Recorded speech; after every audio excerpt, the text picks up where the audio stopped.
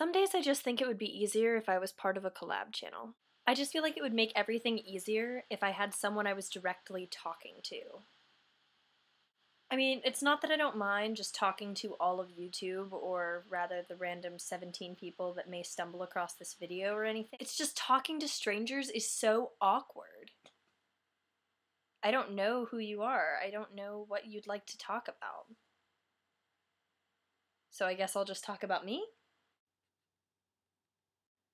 No, that doesn't seem right. It didn't take me a whole lot of time to figure out that I don't really want to just talk about me in this video. Alright, YouTube, if it's alright with you, I've decided what I want to talk about. Recently, I've been considering the idea of beauty and what makes things more valuable to certain people as opposed to others, and if there is a true standard for beauty as opposed to just everyone's personal concept of what beautiful or significant is. I'm going to use these 3 books to talk about beauty in 3 different forms, as I see them. First, we have Cormac McCarthy's The Road.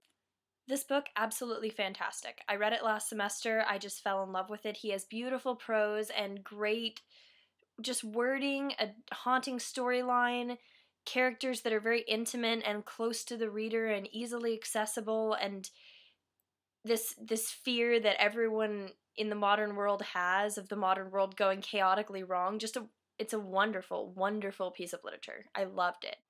However, something about this book felt really calculated and carefully planned, and in a way that makes it very hard for me to get into. It took me forever to read the first half of this book. Once I got into the characters, it was easier, but sometimes things that are so pressurized and contained and everything seems to fall together, even though it's tragic and things aren't working out well for the characters, but everything happens in this way that it just seems to set one thing off after the other. And sometimes that kind of calculation makes it really hard for me to just appreciate the beauty in something, if that makes sense.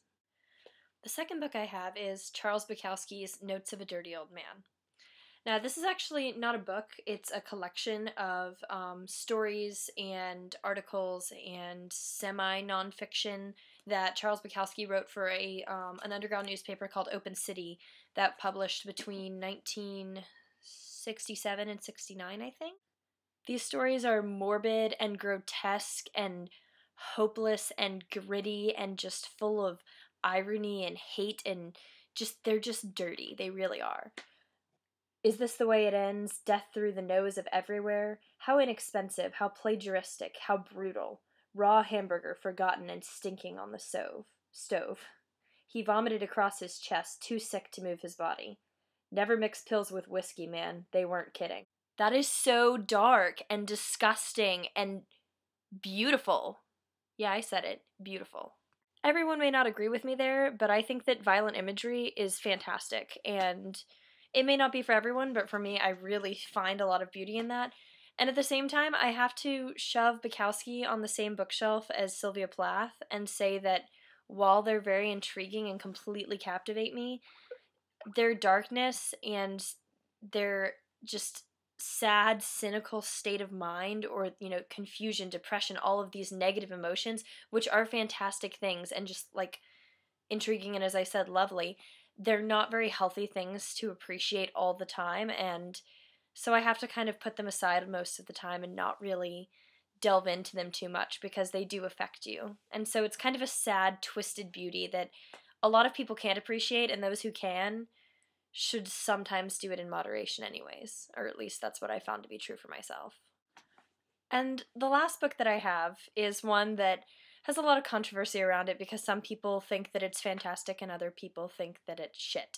And I've always loved it, and so I'm going to talk about it, and if you don't like it, I'm very sorry. The Perks of Being a Wallflower. And to me, this book is beautiful, not because I appreciate it so much now, but because of what it meant to me back then. And when I was in high school, this was the life that I wanted, not at all the life that I had.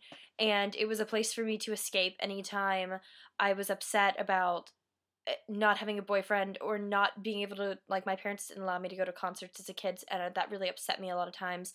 Anytime, things weren't going right at school or I wasn't popular, that book was an escape for me, and it was a life that it created that I almost felt like I lived in sometimes. there are plenty of overly cliche lines in this book. There are plenty of silly things, strange things, normal things. Not all of it's great, really. Not all of it is great. Not all of it's even good. But at the time, it was really something special to me, and I can never look at that book with a critical eye. And I think that that's kind of the best kind of beauty is when you find something that really can move you away from a bad situation, or can make you happy, or can just bring back a like nice nostalgia of something that you used to love, even if you don't love it anymore. I think that that's a great thing to realize that you can appreciate something in your past and you don't have to appreciate it now, but you can still like that you used to love it.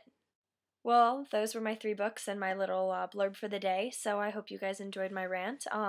Leave comments down if you would like to discuss any of the things. If you haven't read any of these books, I would suggest all 3 of them. They're fantastic. And I hope you guys are having a great weekend. Bye.